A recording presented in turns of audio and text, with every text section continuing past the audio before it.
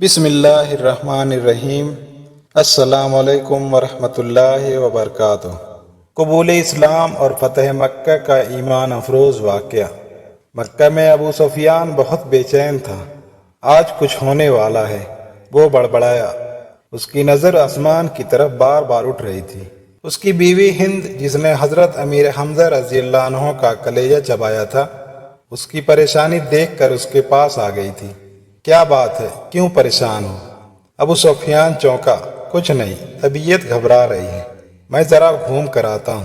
یہ کہہ کر گھر کے بیرونی دروازے سے باہر نکل گیا۔ مکہ کی گلیوں میں سے گھومتے گھومتے وہ اس کی حد تک پہنچ گیا تھا۔ اچانک اس کی نظر شہر سے باہر ایک وسیع میدان پر پڑی۔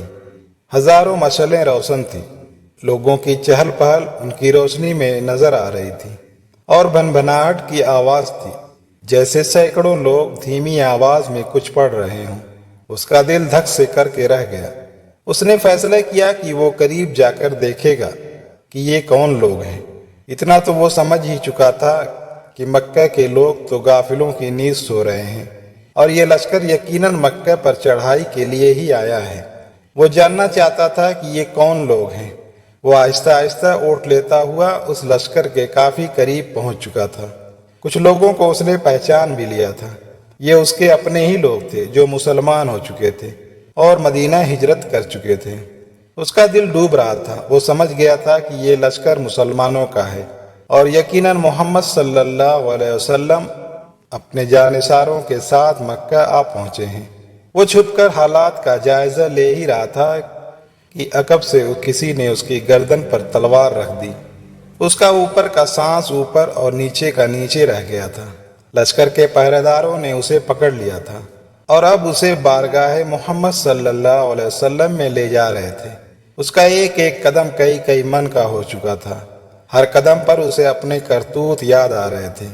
جنگ بدر، احد، خندق، خیبر سب اس کی آنکھوں کے سامنے ناچ رہے تھے۔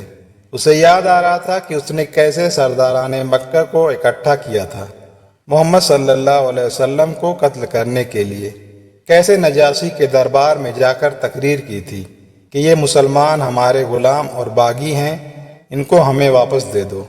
کیسے اس کی بیوی ہندہ نے امیر حمزہ رضی اللہ عنہ کو اپنے غلام حبشی کے ذریعے شہید کروا کر ان کا سینہ چاک کر کے ان کا کلیجہ نکال کر چبایا، اور ناک اور کان کاٹ کر گلے میں ہار بنا کر ڈالے تھے، اور اب اسے اسی محمد صلی اللہ علیہ وسلم کے سامنے پیش کیا جا رہا تھا۔ اسے یقین تھا کہ اس کی روایات کے مطابق اس جیسے دہشت گرد کو فوراً تہہ تیگ کر دیا جائے گا۔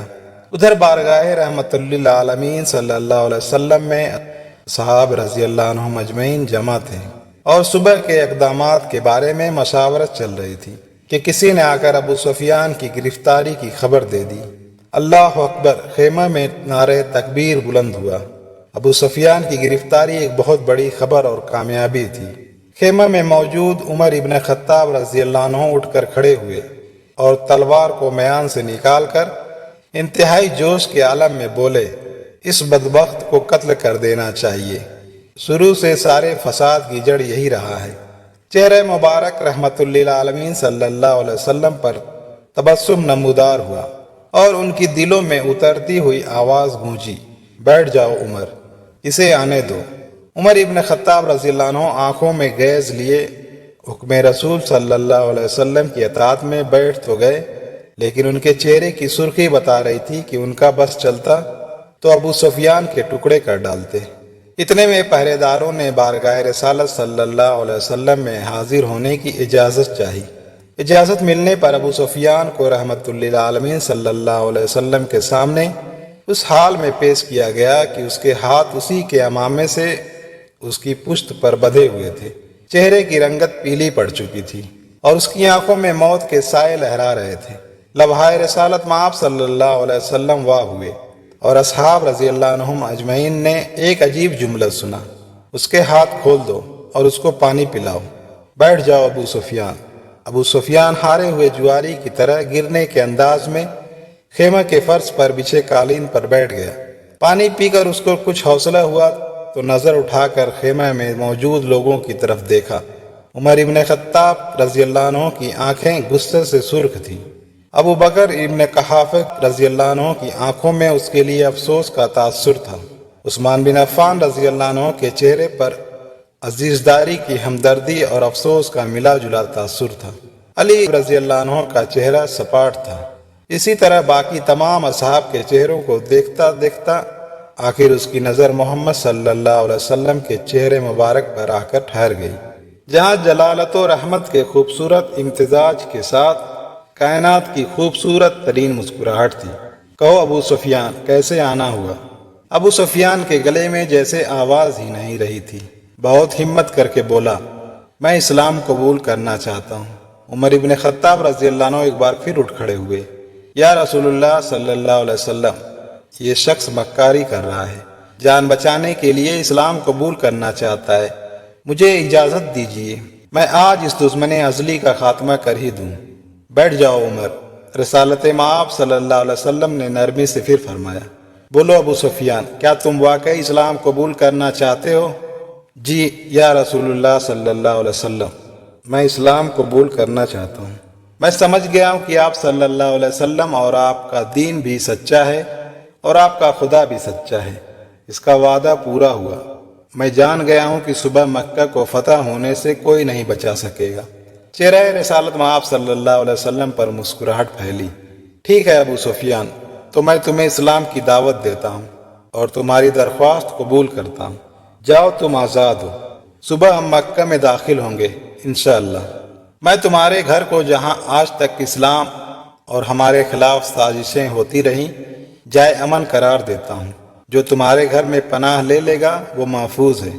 ابو سفیان کی آنکھیں حیرت سے پھٹتی جا رہی تھیں۔ اور مکہ والوں سے کہنا، جو بیت اللہ میں داخل ہو گیا اس کو امان ہے، جو اپنے کسی عبادت گاہ میں چلا گیا اس کو امان ہے، یہاں تک کہ جو اپنے گھروں میں بیٹھا رہا اس کو امان ہے۔ جاؤ ابو سفیان، جاؤ اور جا کر صبح ہماری آمد کا انتظار کرو، اور کہنا مکہ والوں سے کہ ہماری کوئی تلوار میان سے باہر نہیں ہوگی، ہمارا کوئی تیر ترکش سے باہر نہیں ہوگا، ہمارا کوئی نیزہ کسی کی طرف سیدھا نہیں ہوگا جب تک کہ کوئی ہمارے ساتھ لڑنا نہ چاہے۔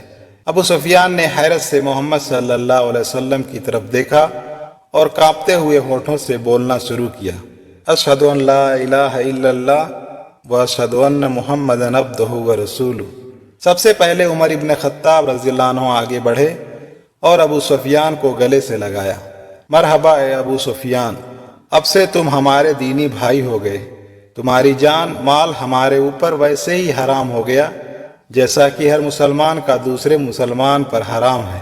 تم کو مبارک ہو کہ تمہاری پچھلی ساری خطائیں معاف کر دی گئی اور اللہ تبارک و تعالیٰ تمہارے پچھلے گناہ معاف فرمائے۔ ابو سفیان حیرت سے خطاب کے بیٹے کو دیکھ رہا تھا۔ یہ وہی تھے کہ چند لمحے پہلے جن کی آنکھوں میں ان کے لیے شدید نفرت اور غصہ تھا اور جو ان کی جان لینا چاہتے تھے، اب وہی ان کو گلے سے لگا کر بھائی بول رہے تھے۔ یہ کیسا دین ہے؟ یہ کیسے لوگ ہیں؟ سب سے گلے مل کر اور رسول اللہ صلی اللہ علیہ وسلم کے ہاتھوں پر بوسہ دے کر ابو سفیان خیمہ سے باہر نکل گئے۔ وہ دہشت گرد ابو سفیان کہ جس کے شر سے مسلمان آج تک تنگ تھے، انہی کے درمیان سے سلامتی سے گزرتے ہوئے جا رہے تھے۔ جہاں سے گزرتے اس اسلامی لشکر کا ہر فرد، ہر جنگجو، ہر سپاہی جو تھوڑی دیر پہلے ان کی جان کے دشمن تھے، اب آگے بڑھ بڑھ کر ان سے مصافحہ کر رہے تھے، انہیں مبارکباد دے رہے تھے، خوش آمدید کہہ رہے تھے۔ اگلے دن مکہ شہر کے حد پر جو لوگ کھڑے تھے ان میں سب سے نمایاں ابو سفیان تھے۔ مسلمانوں کا لشکر مکہ میں داخل ہو چکا تھا۔ کسی ایک تلوار، کسی ایک نیزے کی انی، کسی ایک تیر کی نوک پر خون کا ایک قطرہ بھی نہیں تھا۔ لشکر اسلام کو ہدایات مل چکی تھی، کسی کے گھر میں داخل مت ہونا، کسی کی عبادت گاہ کو نقصان مت پہنچانا، کسی کا پیچھا مت کرنا، عورتوں اور بچوں پر ہاتھ نہ اٹھانا، کسی کا مال نہ لوٹنا۔ بلال حبشی رضی اللہ عنہ آگے آگے اعلان کرتے جا رہے تھے، مکہ والو، رسول خدا صلی اللہ علیہ وسلم کی طرف سے آج تم سب کے لیے عام معافی کا اعلان ہے۔ کسی سے اس کے سابقہ اعمال کی بات پرس نہیں کی جائے گی۔ جو اسلام قبول کرنا چاہے وہ کر سکتا ہے، جو نہ کرنا چاہے وہ اپنے سابقہ دین پر رہ سکتا ہے۔ سب کو ان کے مذہب کے مطابق عبادت کی کھلی اجازت ہوگی۔ صرف مسجد حرام اور اس کے حدود کے اندر بت پرستی کی اجازت نہیں ہوگی۔ کسی کا ذریعہ معاش چھینا نہیں جائے گا، کسی کو اس کی اراضی و جائیداد سے محروم نہیں کیا جائے گا۔ غیر مسلموں کے جان و مال کی حفاظت مسلمان کریں گے۔ اے مکہ کے لوگوں، ہندہ اپنے گھر کے دروازے پر کھڑی لشکر اسلام کو گزرتے دیکھ رہی تھی۔ اس کا دل گواہی نہیں دے رہا تھا کہ حضرت حمزہ رضی اللہ عنہ کا قتل اس کو معاف کر دیا جائے گا، لیکن ابو سفیان نے تو رات یہی کہا تھا کہ اسلام قبول کر لو، سب غلطیاں معاف ہو جائیں گی۔ مکہ فتح ہو چکا تھا، بنا ظلم و تشدد، بنا خون بہائے، بنا تیر و تلوار چلائے۔ لوگ جوگ در جوگ اس آفاقی مذہب کو اختیار کرنے اور اللہ کی توحید اور رسول اللہ صلی اللہ علیہ وسلم کی رسالت کا اقرار کرنے مسجد حرام کے صحن میں جمع ہو رہے تھے، اور تبھی مکہ والوں نے دیکھا کہ اس ہجوم میں ہندے بھی شامل تھی۔ یہ ہوا کرتا تھا اسلام، یہ تھی اس کی تعلیمات، یہ سکھایا تھا رحمت للعالمین صلی اللہ علیہ وسلم نے۔ اللہ کی کروڑہ رحمتیں نازل ہوں صلی اللہ علیہ وسلم۔